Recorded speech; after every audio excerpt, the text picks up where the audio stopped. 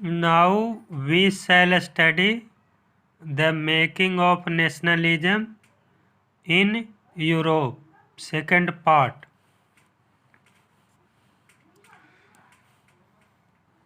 In this paragraph explanation किया गया है कि यूरोप में how to make nationalism means वहाँ पे कोई भी नेशनलिज्म नहीं था। डिफरेंट पार्ट अलग अलग क्षेत्र में डिवाइड था और उन लोग को जो यूनाइटेड करता था वो किंग के द्वारा। तो इसमें मेनली डिस्कस किया गया है कि problem of What were the problem of making of nationalism in Europe? So we discuss.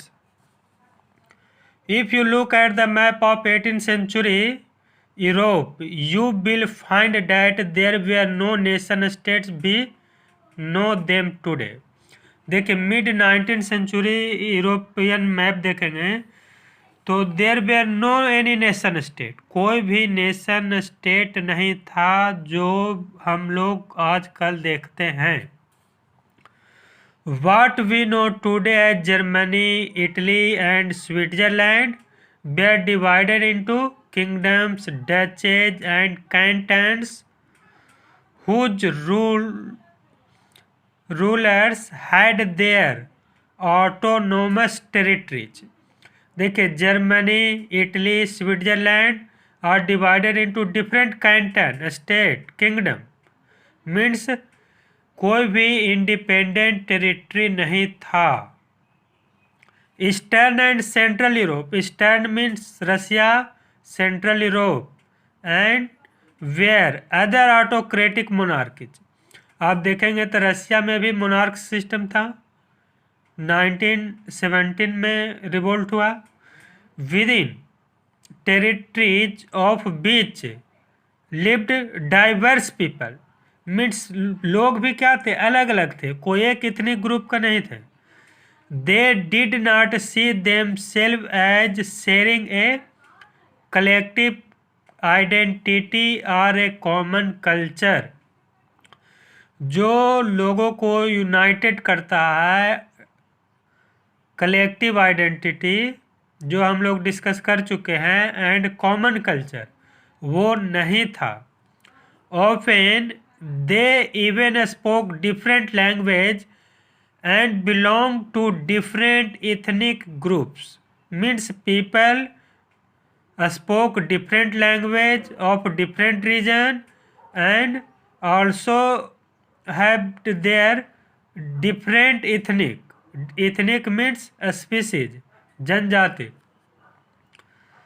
The Habsburg empire, Habsburg empire मतलब बड़े बड़े एम्पायर में डिवाइड था, उसमें एक था Habsburg empire which ruled by Austria Hungary, for example was patchwork of many different regions and peoples. Means Habsburg empire जिसमें included था Alpine region, Tyrol, Austria, Sudetenland as well as Bohemia, where the aristocracy were predominantly German speaking. मतलब यहाँ German speaking का जो Austria के under में था Habsburg empire, और उसी में इंक्लूड है Alpine region. It also included the Italian speaking provinces. Italian also आप जानते हैं कि 7 पार्ट में डिवाइड था। तो प्रोविंसेज लोम्बार्डी एंड वेनेशिया, ये 2 major states of Italy. In Hungary जो कहता है ना Austro Hungarian, Hungary was part of Austria. Half of the population spoke Magyar, while the other half spoke a variety of dialects. देखिए जो Hungary है तो population spoke Magyar and different people speak different language. मतलब बता रहा है कि no unity of them, किसी भी कंट्री में अलग अलग जनजाति था, अलग अलग लैंग्वेज था, कोई भी यूनिटी नहीं था, कोई कॉमन कल्चर नहीं था, कॉमन ट्रेडिशन नहीं था। In Galicia the aristocracy spoke Polish. Besides these three dominant groups, there also lived within the boundaries of empire a mass of subject, peasant people, Bohemian and Slovak in the north, Slovenes in Carnolia, Croats in the south, Romans to the east in ट्रांसल्वानिया। मतलब अलग अलग state का अलग अलग यहाँ पे बात किया है कि डिफरेंट लोग था, डिफरेंट एम्पायर था, उनका बाउंड्री अलग था। Such differences did not easily promote to sense of political unity. मतलब क्या है कि जब इतना ज़्यादा डाइवर्सिटी है तो उनमें पॉलिटिकल यूनिटी कैसे हो सकता है। The only tie binding these diverse groups together was a common allegiance to the emperor। मतलब इसमें एक कॉमन था और वो कॉमन है common allegiance.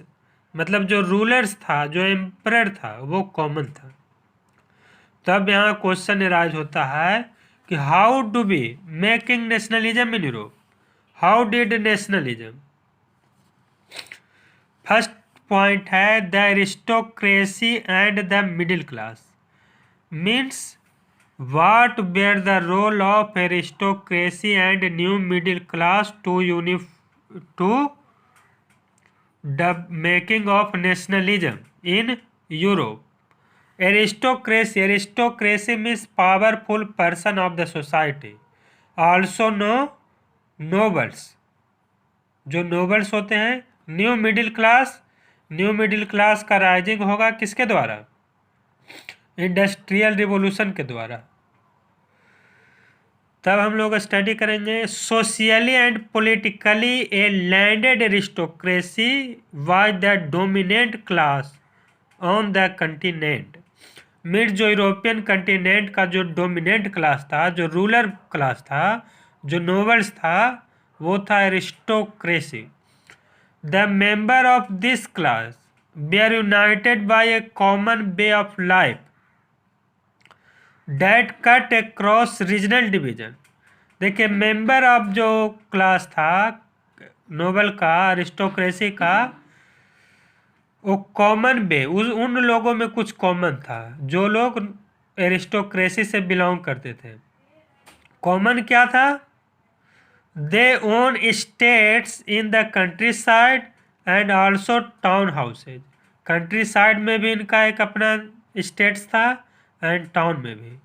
They spoke French for purpose of diplomacy and in high society.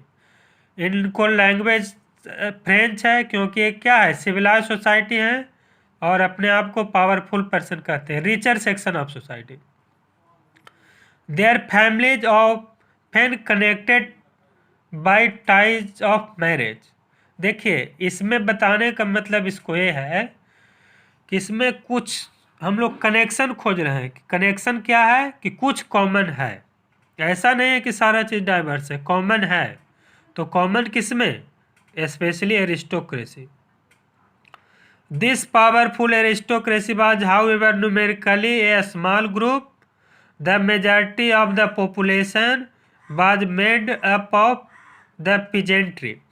देखिए हाउएवर जो most of इनका पॉपुलेशन कम है और जो मेजॉरिटी जो ज़्यादातर है वो पीजेंट्री है, किसान।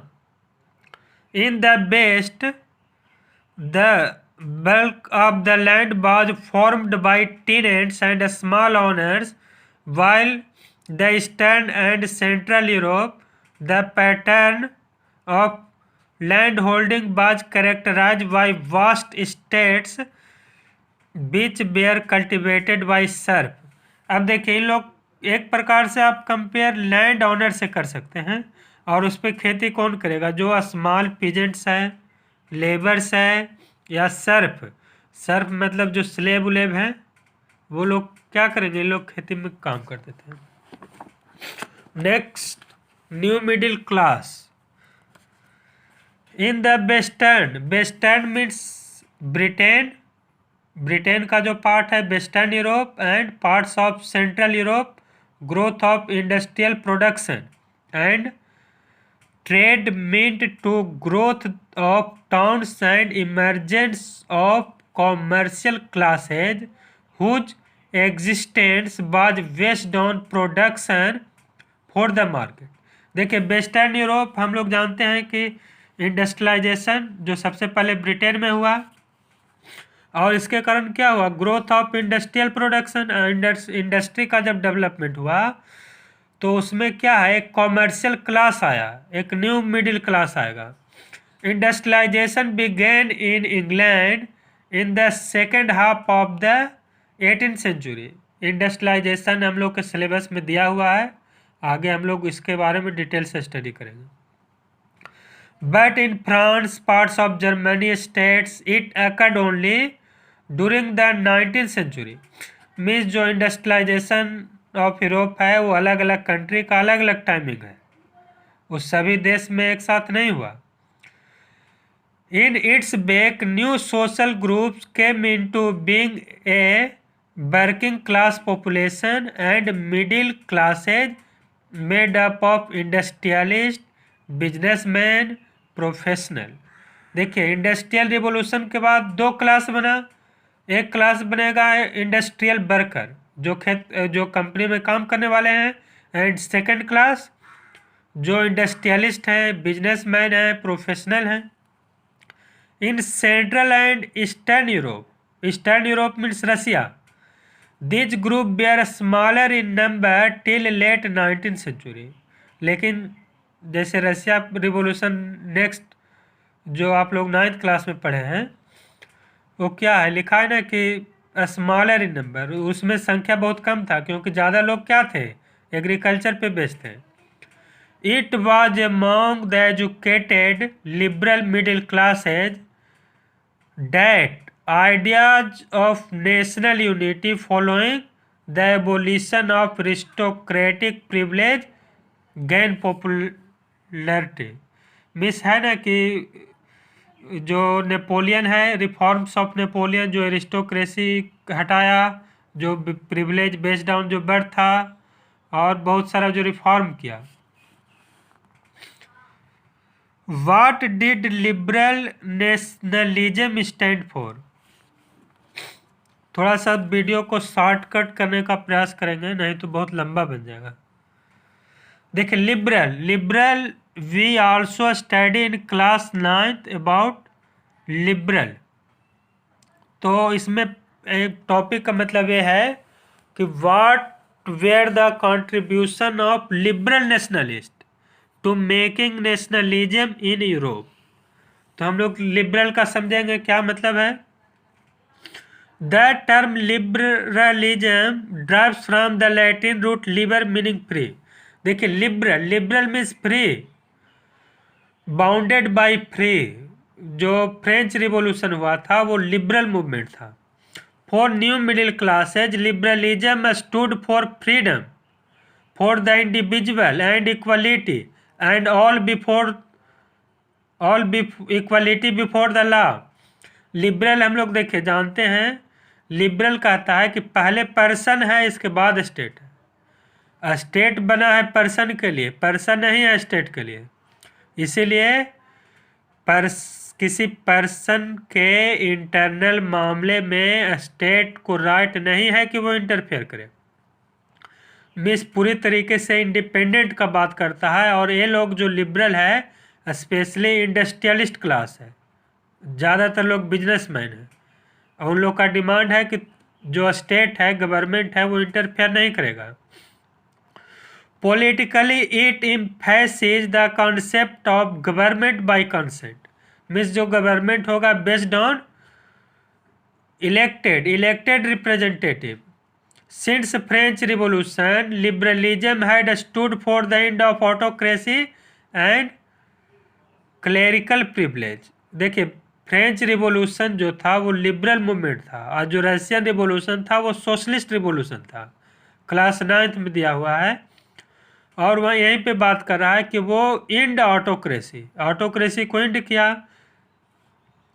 The constitution and representative government through parliament, जैसे कि हम लोग पता है फ्रांस में एक पार्लियामेंट बना, नेशनल असेंबली बना, रिप्रेजेंटेटिव गवर्नमेंट इलेक्टेड हुआ।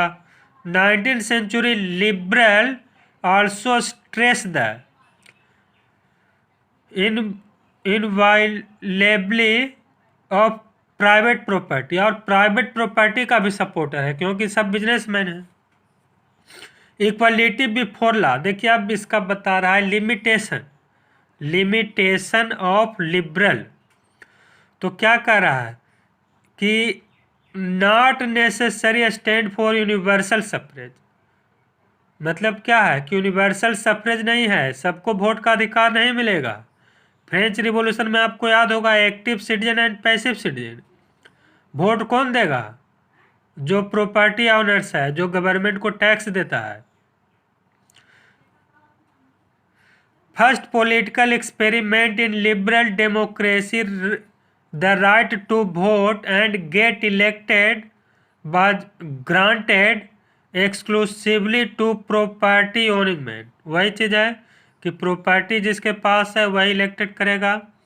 Man without property and all women were excluded from political right, मतलब active citizen, passive citizen.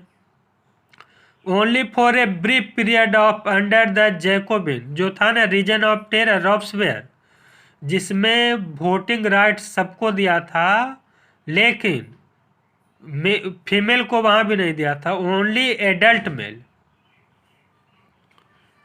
However Napoleonic code went back to limited suffrage and reduce women to the status of a minor subject to the authority of fathers and husband. देखिए Napoleon जो है, उन लोग का Napoleon का जो concept है कि वुमेन को राइट नहीं मिलेगा। क्यों नहीं मिलेगा? क्योंकि वुमेन लोग अंडर में होते हैं किसके? जब वो before marriage under father and after marriage under the husband. वही बात किया है। This is ideology of Napoleon. Throughout the 19th and early 20th century, women and non-propertier men organized position movement demanding equal political right. मतलब वो लोग क्या है, वो लोग अपना डिमांड कर रहा था लेकिन डिमांड तो पूरा होने वाला नहीं है। In the economic sphere liberalism stood for freedom of market. देखिए इसका मेन उद्देश्य यही है, फ्रीडम ऑफ मार्केट, मतलब मार्केट को फ्री बनाइए क्योंकि हम लोग बिजनेस करेंगे और उसमें कोई भी रिस्ट्रक्शन नहीं है। लिखा है ना, abolition of state impose restriction on the movement of goods and capital. ये सबको क्या करिए, आप हटा दीजिए। During 19th century this was a strong demand of the emerging middle class. Let take example of German speaking region in first half of 19th century. अब हम लोग जर्मन स्पीकिंग का, जो जर्मनी का एक एग्जाम्पल देखेंगे कि वो कैसे वहाँ चेंज हुआ। Napoleon administrative major had created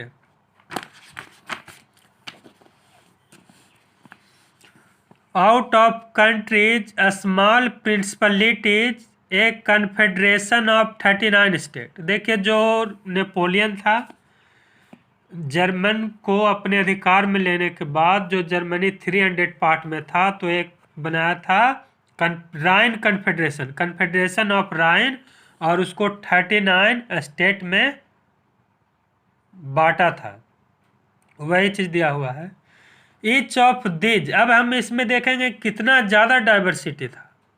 तो जब जहाँ पे इतना ज़्यादा डाइवर्सिटी है, अलग अलग रूल्स है, अलग अलग कानून है, तो अब इसमें रिफॉर्म कौन करेगा? ये रिफॉर्म होगा लिबरल के द्वारा।